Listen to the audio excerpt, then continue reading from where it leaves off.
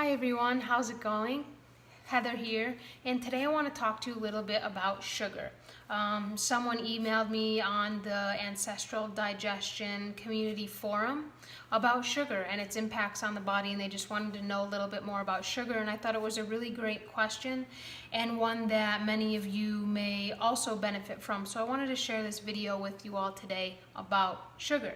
So when it comes to sugar, we need to look at several things, how it impacts the body, how it impacts our cells, how it impacts certain organs, how it impacts the type of fuel our bodies burn, how it impacts our endocrine hormones, and our overall body function in general. So, and of course, how it influences our digestion. So I'm going to try to break those down for you really quickly, just to give you an idea of how sugar influences our entire body in those systems. So when it comes to sugar, sugar consumption, no matter if it's organic or conventional, raw honey, 100% pure, doesn't matter. All sugar is going to have, when eaten in extreme amounts, even small amounts, okay? Most people's small amount is way too much, okay? If you're consuming sugar on a daily basis in any form, it's likely too much, especially if you have pathogens in your gut, candida in your gut, because sugar feeds those pathogens, and sugar feeds inflammation, and sugar feeds candida. So first and foremost, before you introduce any type of sugar into your diet, it's really important to have those gut pathogens removed from your gut, so that you're not feeding the pathogens when you're eating sugar. And that's something that's detected on the DNA GI map stool testing that I do with all the individuals that I work with. So that's something to keep in mind. Also, you have GMO sugar, which if it doesn't say organic on it, it is most likely GMO. Most of the sugar in the United States today is genetically modified. So if it doesn't say organic, you're probably really going to want to stay away from that type of sugar. Also, when it comes to natural sugars, you have things like raw honey, agave, coconut sugar, maple syrup, all of these things. And still, when it comes to those natural sugars, you want to keep your intake extremely low. Okay, most people's low is like, a half a cup to a cup in a recipe, and that is way too much.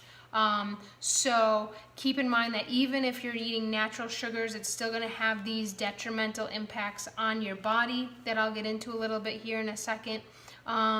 If you're eating it in large amounts, even small amounts, to be honest. So I mean, you really want to keep your sugar intake extremely low. And when I talk about sugar intake, I'm talking about things like Manuka honey, raw honey, 100% pure maple syrup. Those are really the main ones that I would suggest using a smattering with here and there when you're gonna go for sugar.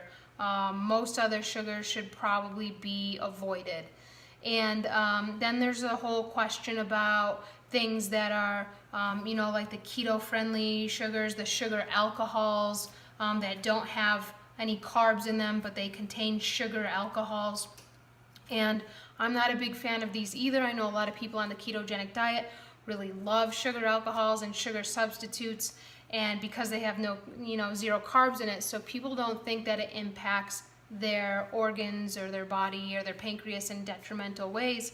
And I've not found that to be true, because when you eat these things, your brain is you're sending the message to your brain that you're eating sugar, because that sweet flavor, you have the sweet flavor on your mouth, and it goes into your body, and you're sending that message to your brain that you're eating the sweet flavor. So I have found that eating these sugar alcohols, or things like monk fruit, and all the rest of them.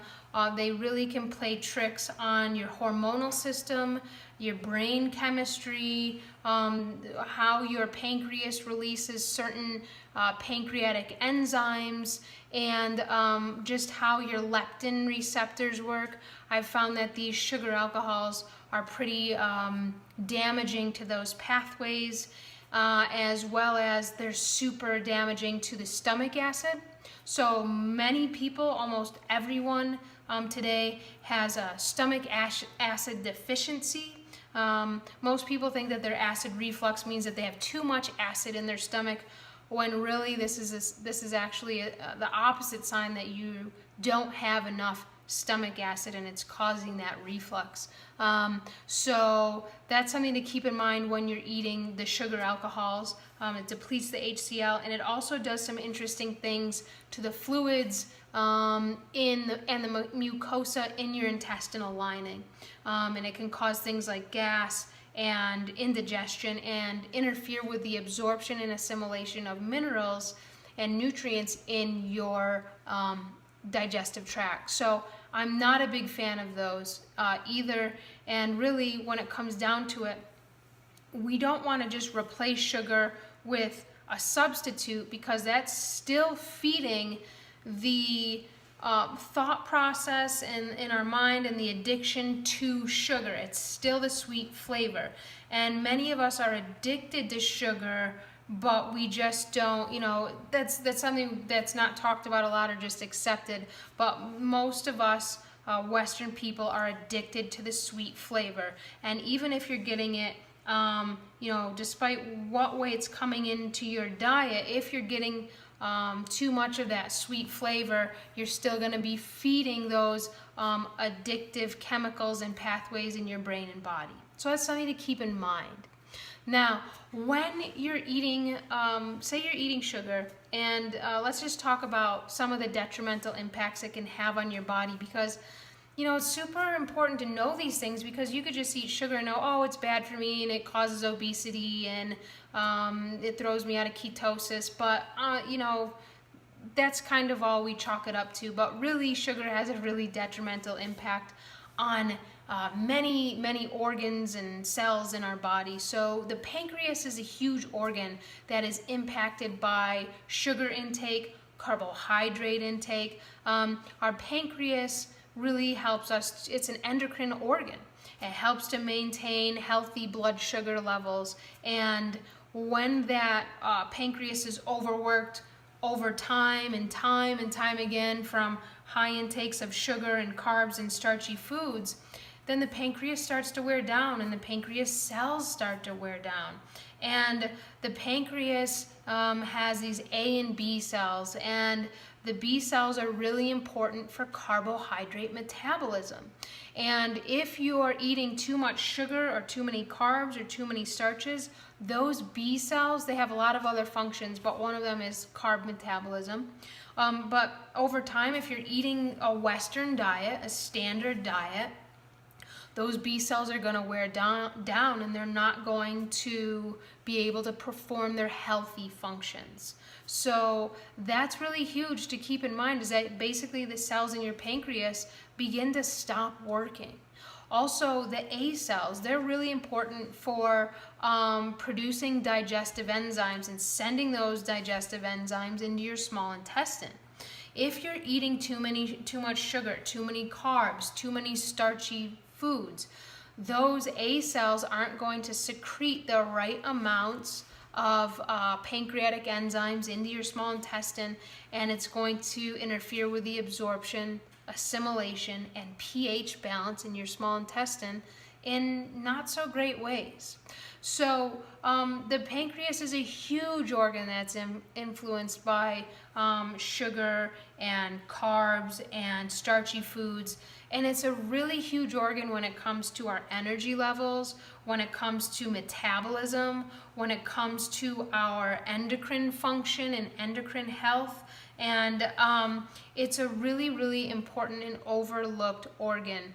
And it's super important when it comes to maintaining healthy blood sugar levels, which if we don't maintain healthy blood sugar levels, then we die. So it's a really, really important organ that often gets swept under the carpet by, some of the bigger detox organs like, say, the liver.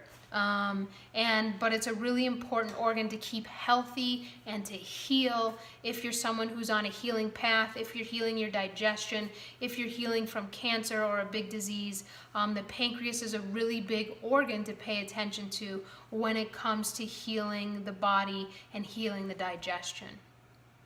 Also, the liver is really impacted by sugar as well. Many people today, even if they're not diagnosed, are experiencing something called non-alcoholic fatty liver disease. And this is when the liver becomes literally fatty from eating too much sugar, too much carbohydrates, too many starchy foods, and too many processed and packaged foods.